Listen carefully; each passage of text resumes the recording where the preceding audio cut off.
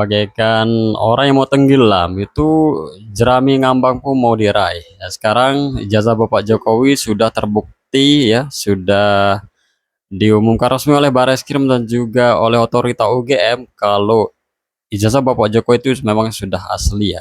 Memang sudah dari sononya, memang sudah dikeluarkan dari UGM sendiri dan sudah diakui oleh Bareskrim karena sudah melalui proses apa namanya penyidikan apa namanya di kitab forensik sudah melalui proses dan tahapan-tahapan sudah ditentukan ya sesuai prosedur gitu guys. Tapi bagi Roy Suryo dan juga kawan-kawannya itu masih meragukan ini. Tidak terima kalau ijazah Bapak Jokowi itu asli. Apa sih maksud dan tujuan dari Bapak Suryo nih guys? Apa tujuan dari Roy Suryo, Egy Sujana, Riza Fadila, dan juga pengacara kondang itu ya guys? Dia pengen ini mau diajukan lagi ke hukum internasional, mau coba Singapura katanya. Dan kalau saya boleh menyarankan ya, kita harus tunjuk laboratorium forensik yang netral dan independen. Dalam konteks ini menurut Mas Roy ya mungkin Singapura gitu loh. Karena apa? Karena ya Pak Rismon itu yang bilang jangan mau diperiksa oleh laboratorium internal sini gitu. Dan saya yakin lapor kita adalah lapor yang diakui oleh internasional tentang pengujian, karena kita ketahui bersama lapor kita telah berhasil banyak sekali mengungkap kasus seperti bom Bali, kemudian kasus-kasus yang di Direktorat Tindak Pidana Umum kalau terkait pemalsuan surat dan lain sebagainya sudah teruji, bahkan di berbagai permasalahan-permasalahan di masyarakat. Jadi nggak perlu itu kalau saya katakan ke luar negeri dan lain sebagainya. Kita cinta Indonesia. Refli Harun mendadak bantah disebut pendukung Roy Suryo CS. Cuma pengamat pekerjaan guys. Oke, Pak Roy ya. Ya. Pak, ini kan Bareskrim udah menyatakan asli ya, Pak Jokowi dan udah nunjukin buktinya gitu. Nah, apakah Bapak masih nggak percaya nih, masih ragu nih sama aslinya? Ya gini ya, sebenarnya saya memang kalau ada orang yang mengatakan, oh saya nggak punya legal standing, memang saya bukan pelapor di Bareskrim. Ya gitu, yang melapor adalah TPUA, Tim Pembela Ulama dan Aktivis. Tapi saya sempat diminta untuk nanti jadi ahlinya kalau itu diajukan. Nah inilah kemudian keterkaitannya. Jadi apa yang dilakukan kemarin oleh Bareskrim pada tanggal 22 Mei kemarin itu tidak proper sama sekali. Saya sangat menyayangkannya. Badan Reserse Kriminal Markas Besar Kepolisian Republik Indonesia melakukan hal yang malah bisa ditertawakan oleh masyarakat. Kenapa saya bilang ditertawakan? Ini wujud cinta saya kepada Bareskrim ya. Ketika mereka meneliti sebuah alat bukti, itu harus benar-benar diteliti. Jangan kemudian hanya melakukan narasi terhadap hasil. Contohnya gini, mereka katanya sudah memeriksa ijazah. Singkat kata aja orang akan berkata, mana yang diperiksa? Nggak ada yang ditampilkan. Konon ada, oh itu waktu Wahyudi, adanya Rian yang menyerahkan itu ada fotonya. Lah kalau cuma foto kayak gitu, itu bukan foto yang bisa diidentifikasi karena fotonya di samping, miring, kemudian nggak jelas. Foto yang ditunjukkan malah foto fotokopi. Ya, foto ijazah berupa fotokopian yang ada di belakang layar lebar. Sedihnya saya lagi, itu fotokopi kualitasnya jelek banget gitu ya. Carilah fotokopi yang bagus lah di Jakarta, ya, yang di daerah Sabang sana itu ada atau daerah apa banyak lah gitu. Ini panik fotokopi yang udah jelek, terlipat lagi masternya. Jadi kan itu kan nggak, apakah itu yang diperiksa? Ini kan orang bertanya, jangan-jangan itu yang diperiksa ya. Oh, kemudian dikatakan sudah melakukan uji pembanding dengan yang ijazah yang lain sehingga tercipta kata identik. Identik itu bukan otentik. Ini penting banget ya. Dalam ilmu pengetahuan, dalam penelitian lain, naskah yang otentik itu adalah naskah yang asli. Ya, misalnya kita ke museum perjuangan gitu ya, kemudian atau museum perumusan naskah proklamasi. Di sana pun mungkin orang mengatakan ini loh kopi naskah yang otentik dari proklamasi. Tapi naskah yang otentik sebenarnya ada di mana? Ya kan? Mungkin itu identik, tapi bukan otentik. Sama persis belum tentu asli. Iya. Apalagi sampel perbandingnya, kalau kita pernah kuliah atau kita pernah melakukan penelitian, itu akan ngerti. Samplingnya itu harus diuji dulu. Ya, misalnya dia pakai random sampling, harus random. Nggak boleh samplingnya dipilih. Nah ini kalau 3 itu ternyata adalah gerombolannya, orang-orang yang selama ini sudah membela mati-matian ya, malah mereka komisaris-komisaris yang sudah dapat jabatan ya dari rezim terdahulu. Roy Suryo. Itu nggak objektif, bisa jadi itu Ampun dah. dicetak pada saat mereka semua bersamaan untuk sama-sama mencetak supaya ini dianggap identik. Itu. Dan kemudian kalau itu dikatakan penelitiannya sudah meliputi jenis kertasnya. Come on ya. Dulu pun sebelum itu saya sudah menduga. Sekali lagi, ada tayangan-tayangannya termasuk di Kompas ya. Saya sudah waktu itu memprediksikan jangan-jangan nanti memang hasilnya akan sudah diumumkan dan dikatakan identik gitu ya gitu. Tapi atau asli gitu. Tapi nggak pernah ada buktinya. Benar kan?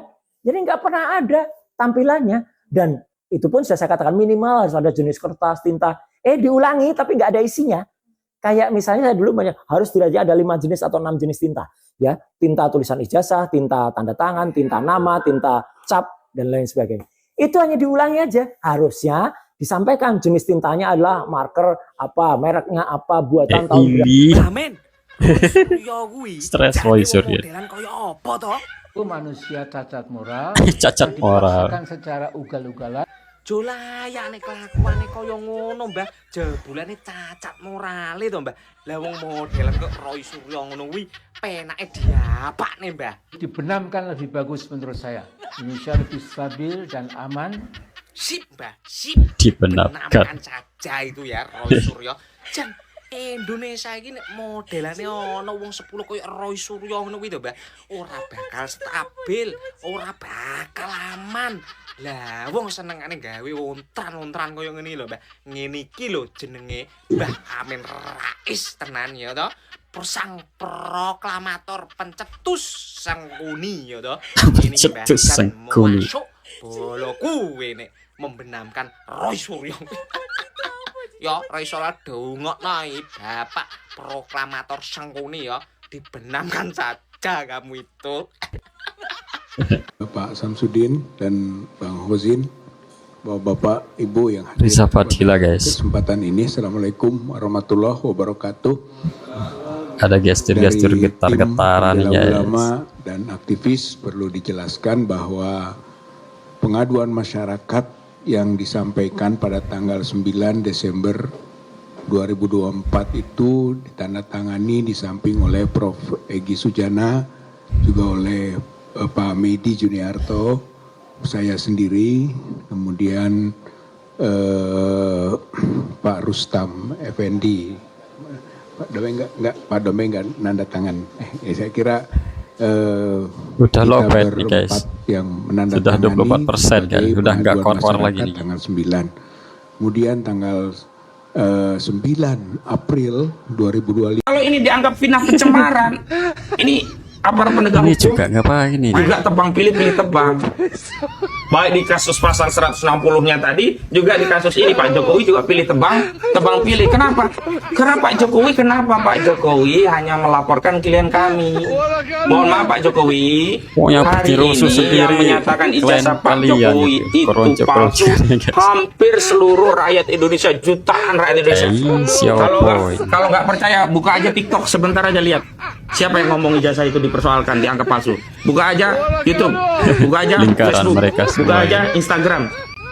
Wah, jutaan orang yang menyatakan ijazah saudara Joko Widodo palsu. Tapi kenapa hanya 4 orang yang dilaporkan Pak Jokowi? Mampus nih. Mampus. Oh, itu kan yang memicu. Enggak bisa, hukum itu bukan hanya melakukan perbuatan, yang turut serta pun harus ikut diseret karena ada pasal 55 ayat 1 ke 1 KUHP. Biasanya polisi seneng banget tuh pakai pasal 55 ayat 1 ke 1 KUHP.